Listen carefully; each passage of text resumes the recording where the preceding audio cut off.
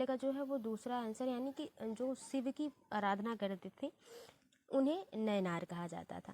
ठीक है, यानी कि शिव को पूजने वाले लोग नैनार के नाम से जाने जाते थे। ठीक है, और जो मेन पॉइंट है उसको आप लिख लीजिएगा कि शिव और पार्वती की जो मूर्तियाँ थी, शिव और पार्वती, ठीक है, कि जो मूर्तियाँ हैं संयुक्त मूर्तियाँ, यानी कि साथ में जो मूर्तियाँ बनाई गई शिव और पार्वती की, वो गुप्त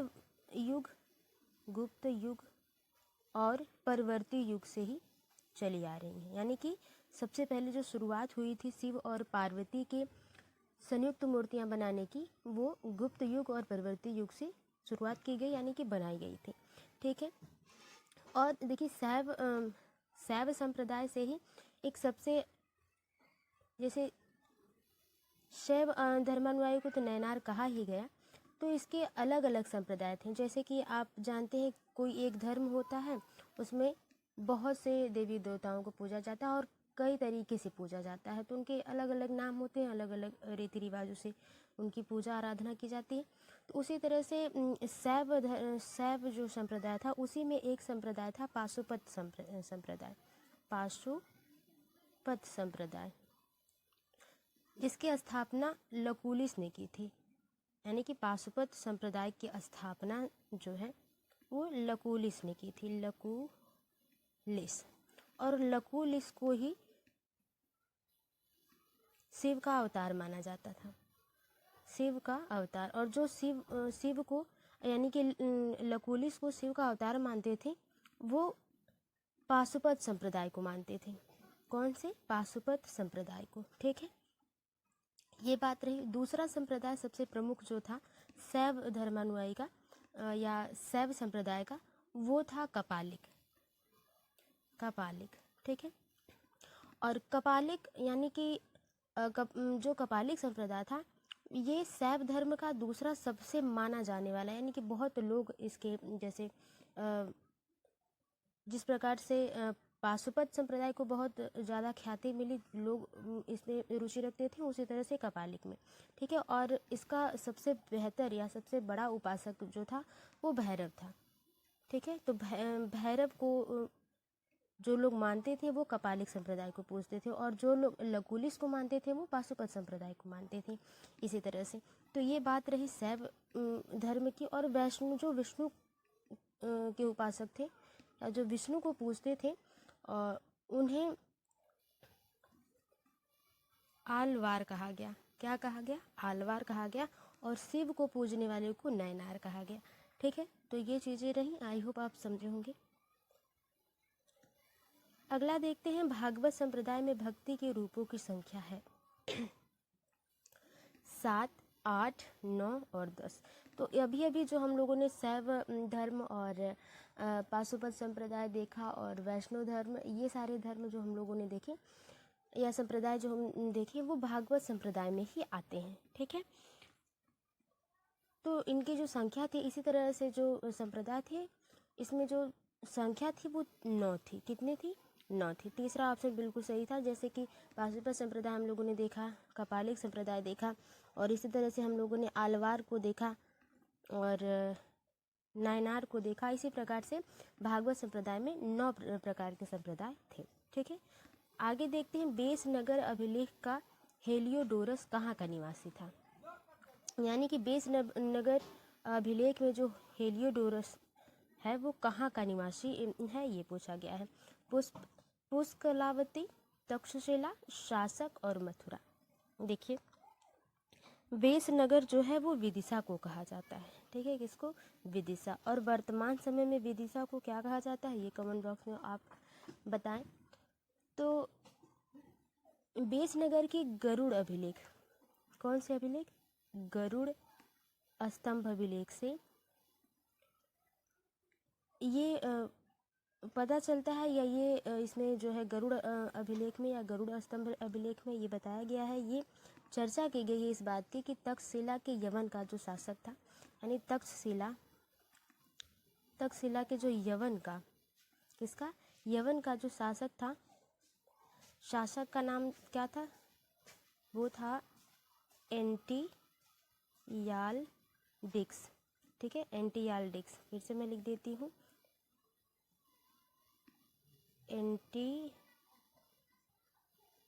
एंटियाल्डिक्स।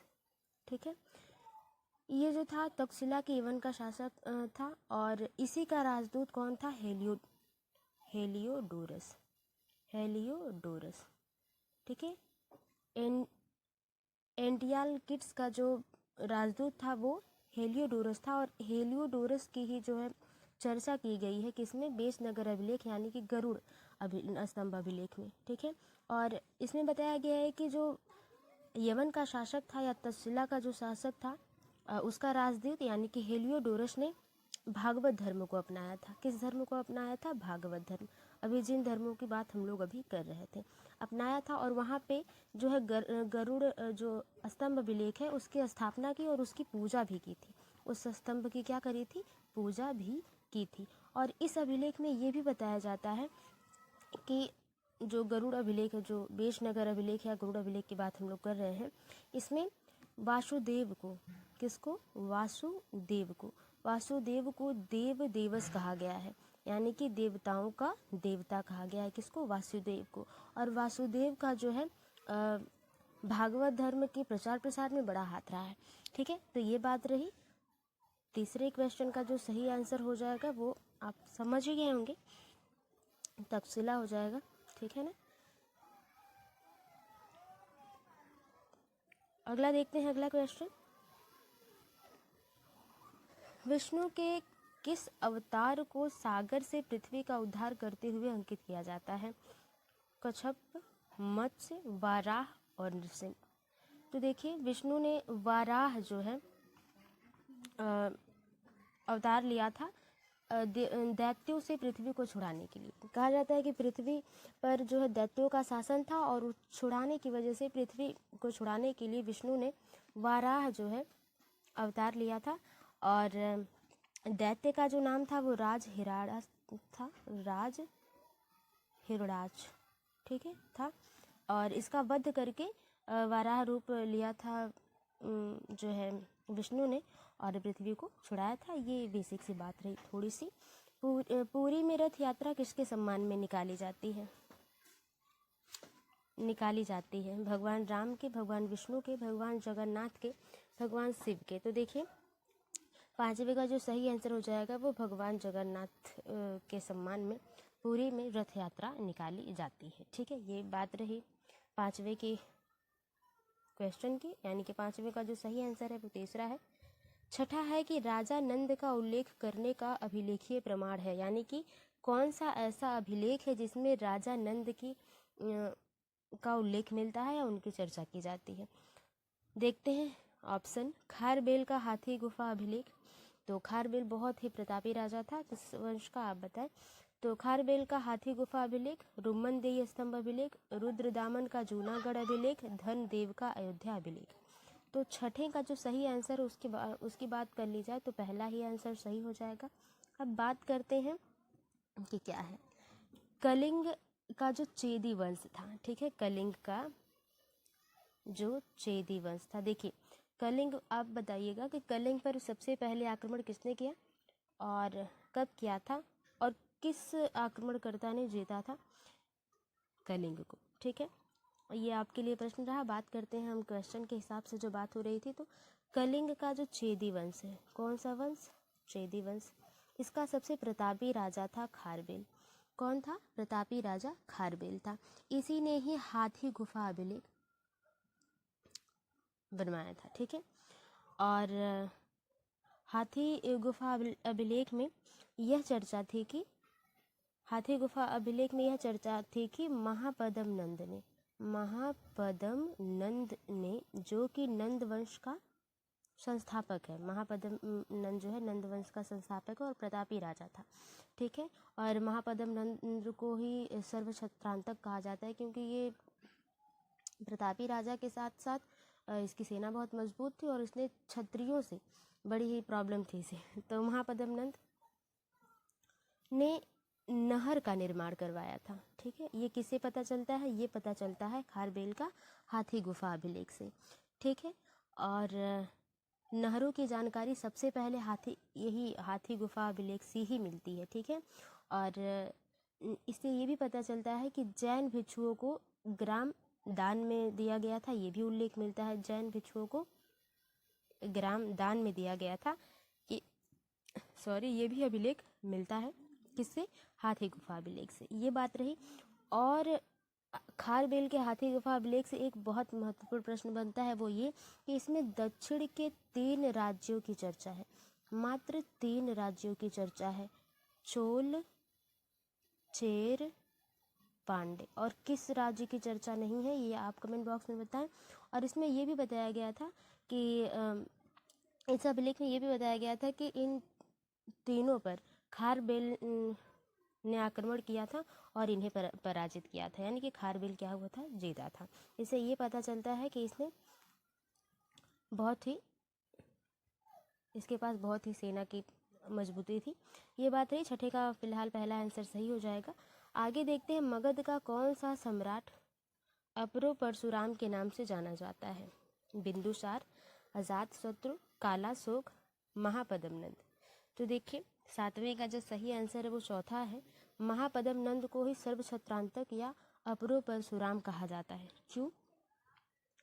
देखिए, नंद वंश का संस्थापक है महापद्म नंद, ठीक है। नंद वंश का संस्थापक है महापद्म नंद, ठीक है। नंद वंश का संस्थापक यह हो गया। अब इसके बारे में बात कर लेते हैं कि ये क्षत्रियों का विरोधी था, जो कि मैंने आपको पहले ही बता दिया। और इसी वजह से इसको क्या कहा जाता था, सर्वछत्रांतक या अपरो परशुराम कहा जाता था, क्योंकि ये दक्षिण के राज्यों पर आक्रमण करने वाला पहला शासक था। और इसकी जाति जो थी वो शूद्र थी, जाति जो थी वो शूद्र थी। और महापद्म नंद के समय से ही केंद्रीय शासन काल की शुरुआत हुई, केंद्रीय शासन काल की शुरुआत हुई, ठीक है। और इसने कलिंग पर आक्रमण किया और उपाधि ली, एक राट की उपाधि इसने ली थी, एक राट की। देखिए, 3 आपको याद रखनी है। एक, अपरो परशुराम महापद्म नंद को कहा जाता है। क्षत्रियों पर कई क्षत्रियों को इसने मार दिया था, तो उसकी वजह से इसने अपनी उपाधि सर्वछत्रांतक रखी थी। कलिंग पर आक्रमण करने के बाद इसने एक राट की उपाधि ली थी, ठीक है। ये जो इम्पोर्टेंट है उसको याद रखिएगा। और ये नंद वंश का संस्थापक है, ये बात। और नंद वंश का जो दूसरा शासक था वो धनानंद था, ठीक है। आगे चलते हैं, देखते हैं गौतम बुद्ध के समय का प्रसिद्ध वैद्य जीवक जिसके दरबार से संबंधित है, यानी कि किसके दरबार से संबंधित है, था बिंबिसार, चंद्रप्रद्योत, प्रसेनजीत, उदयन। तो देखिए, 8वें का जो सही आंसर है वो पहला है, यानी कि बिंबिसार, ठीक है। बिंबिसार जो है वो हर्यक वंश का संस्थापक है। और हर्यक वंश जो है मगध पर शासन करने वाला पहला वंश है, ठीक है। मगध पर शासन करने वाला पहला, मगध आप जानते हैं कि कई राज्यों को मिलाकर, महाजनपदों को मिलाकर मगध था, बना हुआ था। तो बिंबिसार जो है हर्यक वंश का संस्थापक था, यानी कि इस तरह से कहा भी जा सकता है कि वास्तविक रूप से, ठीक है, मगध पर पहला जो शासक था वो बिंबिसार था, ठीक है। लेकिन वंश पूछेगा तो हर्यक वंश हो जाएगा, ठीक है ना। बिंबिसार के बाद अजातशत्रु आता है, ठीक है। अजातशत्रु हर्यक वंश में। इसके बाद उदयन आता है। उसके बाद उदयन ने ही पाटलिपुत्र की स्थापना की थी, जिसे आप पटना के नाम से जानते हैं, ठीक है। इसके बाद नागदशक आया। नागदशक, अब नागदशक बहुत ही कमज़ोर शासक था। और इसके बाद इसका जो सेनापति था शिशुनाग, उसने ही नागदशक की हत्या कर दी और शिशुनाग वंश की स्थापना की। ये, और इस टाइम पे बिंबिसार के समय में मगध की जो राजधानी थी वो राजगीर थी। ये एक प्लस पॉइंट है, उसको याद कर लीजिएगा। तो 8वें का जो सही आंसर हो गया वो पहला हो गया। निम्नलिखित में से कौन सा सही सुमेलित नहीं है? अंग, चंपा, कौशल, अहिछत्र, वत्स, कौशाम्बी, मत्स्य, विराटनगर। 9वें का जो सही आंसर है वो हो जाएगा दूसरा यानी कि कौशल जो है अहिछत्र से संबंधित नहीं है। कौशल किससे संबंधित है ये आप बताइएगा, या आगे क्वेश्चन होगा तो मैं और आपसे डिस्कस करूंगी। चंपा किस महाजनपद की राजधानी है, और इनके बारे में ऑलरेडी पहले भी बहुत बात करी जा चुकी है। मगध, वाज्जी, कौशल, अंग। 10वें का जो सही आंसर है वो चौथा सही हो जाएगा। चंपा जो चंपा है इसको महाभारत और पुराणों में मालिन कहा गया है, मालिन कहा गया है। और मालिन जो है यानी कि चंपा जो है एक नगर निकाय था, ठीक है। तो दीर्घ निकाय नगर था, तो दीर्घ निकाय के अनुसार इस नगर का जो वास्तुकार था, वास्तुकार जो था उसे महागोविंद यानी कि इस नगर की जो वास्तुकार किस प्रकार से इसको बनाना है, ढालना है, करना है, ये वास्तुकार जो था वो महागोविंद था। तो ये बातें रही। आगे देखते हैं, निम्नलिखित में से कौन सा एक सही सुमेलित नहीं है। कंबोज का राजघाट, स्मग का पोतन या पोटिल, सूरसेन का कौशाम्बी या कौशल का श्रावस्ती। 11 का जो सही आंसर है वो तीसरा सही हो जाएगा, सूरसेन, पटना से संबंधित। ठीक है, किस प्रकार के ये प्रश्न है आप जरूर बताइएगा, क्योंकि आपकी तैयारी तो बेहतर ही होगी और आप देख रहे हैं कि आपने कितना सही किया, और सही आप जरूर बताइएगा। वर्तमान उत्तर प्रदेश में भारत के प्राचीनतम 16 जनपद में से कुल कितने महाजनपद स्थित थे। यानी कि इस टाइम जो उत्तर प्रदेश कहा जाता है, 16 जनपद में से उत्तर प्रदेश में कितने जनपद स्थित थे ये पूछा जा रहा है। ठीक है, 6, 7, 8 या 9। 12 का जो सही आंसर है वो तीसरा है, 8। कितने? 8। अब बात कर ली जाए कौन कौन से, तो एक तो कुरु था, कुरु, पांचाल, काशी, कौशल, सूरसेन, चेदी, वत्स और मल्ल।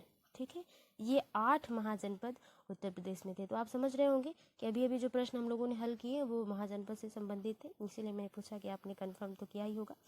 तो 12 का जो 8 सही हो गया। और मैं एक बार दोहरा देती हूँ, आप लिख लीजिएगा अगर आपको लिखना है।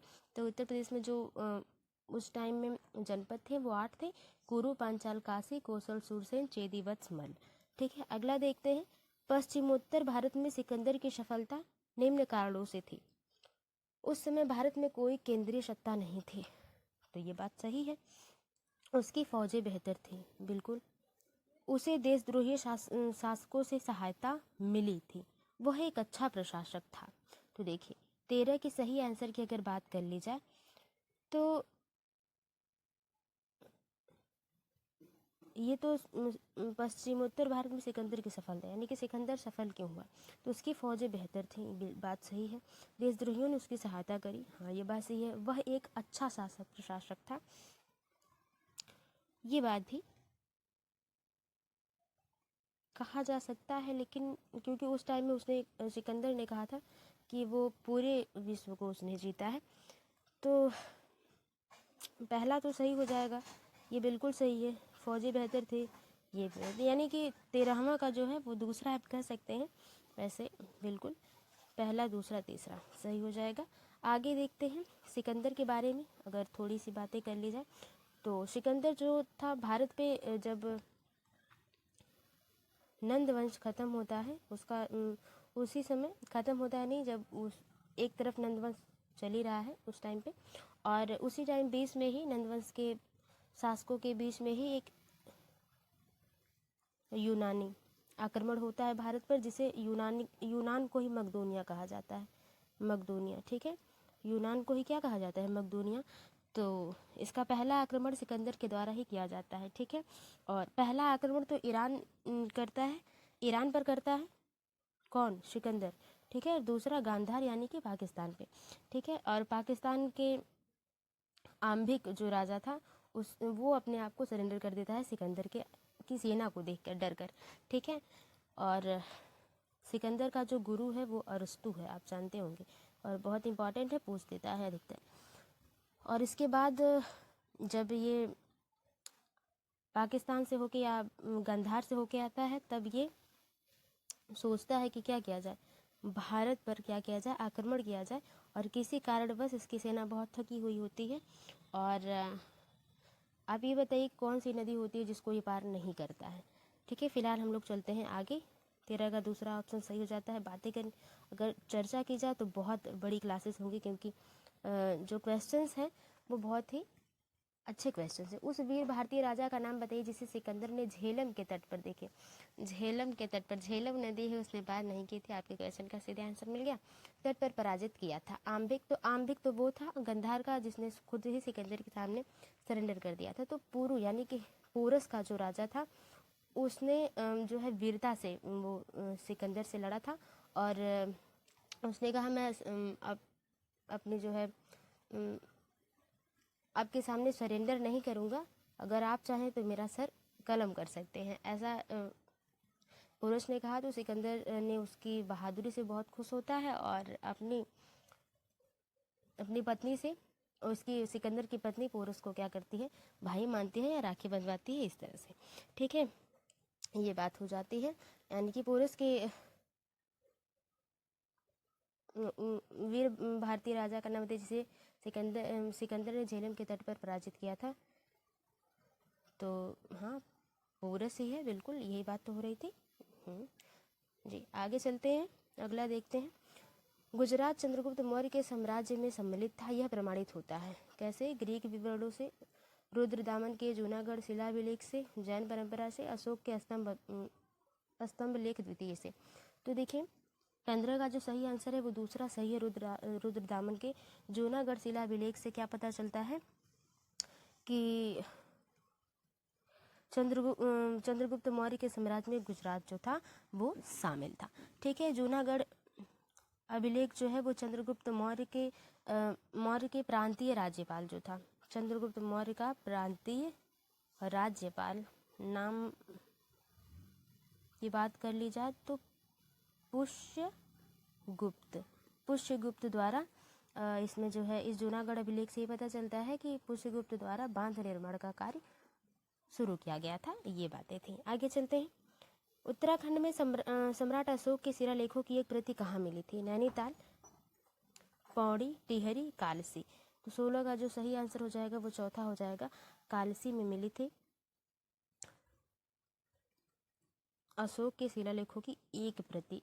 अशोक बहुत बड़ा शासक रहा है, और किस वंश का शासक रहा है ये कमेंट बॉक्स में आप नोट डाउन करके बताएं। और अशोक ने ही गंधार और कश्मीर के विद्रोह को दबाया था। यानी कि जो गंधार पाक को कहा जाता है, आज से नहीं, पाक शुरुआत से ही विद्रोह है कश्मीर के साथ। तो गंधार और कश्मीर के विद्रोह को दबाया था। और अशोक ने ही श्रीनगर की स्थापना की थी। किसकी स्थापना करी थी? श्रीनगर की स्थापना की थी। और ये चर्चा जो है, श्रीनगर की जो स्थापना की बात हो रही है, ये चर्चा जो है राज तरिंगड़ी पुस्तक में है, जो कश्मीर के अभियान कलहन द्वारा लिखा गया है। इसको बात होती है अशोक के जो है राज्याभिषेक की बात कर ली जाए तो 259 ईसा पूर्व में 261 में जो है 259 में राज्याभिषेक होता है। 261 में एक कलिंग पर आक्रमण करता है 8वें वर्ष बाद। जी बिल्कुल, और ये बात रही। आगे चलते हैं, अगला क्वेश्चन देखते हैं, क्योंकि अशोक अपने आप में ही बहुत बड़ी एक है, क्योंकि इसके अभिलेखों की बात के लिए 14 अभिलेख हैं। पहले अभिलेख में अहिंसा और पशु हत्या पर रोक बात हुई थी। दूसरे में पशु चिकित्सा दक्षिण भारत की चर्चा थी, जिसमें चेर पांड की बात हुई थी, लेकिन चोल की नहीं हुई थी। और धम्म महामात्र 5वें शिलालेख की बात होती है इसमें।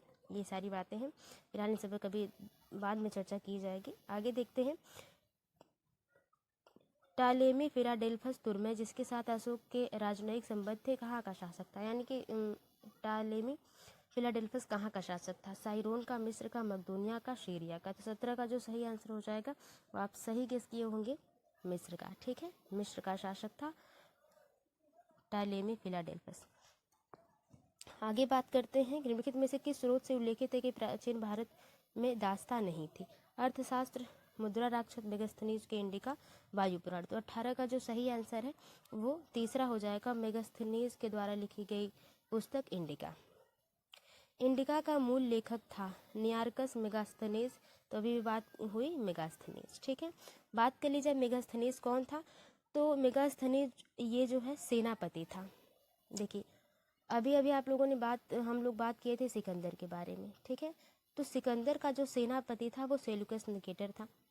सेलुकस निकेटर था। और सेलुकस निकेटर का जो राजदूत था वो मेगास्थनीज था, ठीक है। तो पहले तो सिकंदर ने आक्रमण किया, फिर दूसरा यूनानी आक्रमण जो है वो सेलुकस निकेटर के द्वारा ही मगध पर हुआ था। और उस समय जो राजा था चंद्रगुप्त मौर्य था, ठीक है। मगध का जो शासक था वो चंद्रगुप्त मौर्य था, यानी कि मौर्य वंश चल रहा था। और जब सिकंदर आया था तो नंद वंश चल रहा था, इस तरह से। तो सेलुकस का जो राजदूत है मेगास्थनीज, इसी ने इंडिका लिखी। और इंडिका पुस्तक में मगध की पूरी जानकारी लिखी थी। और उसमें ये बताया गया था, जो भी हम लोग, कि इसमें राजनयिक जो संबंध थे या जो भी चीज़ें उसके कहाँ से कहाँ तक साम्राज्य था, सारी चीज़ों की बात की गई थी। अगला है निम्नलिखित में से किस में पुनर्विवाह वर्जित है। जातक, मनुस्मृति, याज्ञवल्क्य, अर्थशास्त्र। तो अर्थशास्त्र के जो रचयिता हैं अपने यहाँ भारत में वो चाणक्य हैं, ठीक है। मनुस्मृति में पुनर्विवाह को गलत माना गया है, वर्जित कहा गया है, ठीक है। मनुस्मृति में स्त्रियों और शूद्रों को वरीयता नहीं दी गई है। ये सारी बातें हैं। और मनुस्मृति पहली प्रशासनिक जो है पुस्तक रही है भारत की, ठीक है। ये बात रही, ये 20 प्रश्न थे। आई होप आपको समझ में आए होंगे। और आपका स्कोर जितना भी होगा कमेंट बॉक्स में जरूर नोट डाउन करके बताइएगा। मिलते हैं आपसे अगली वीडियो में, तब तक के लिए bye bye, take care, be positive, be motivated. धन्यवाद।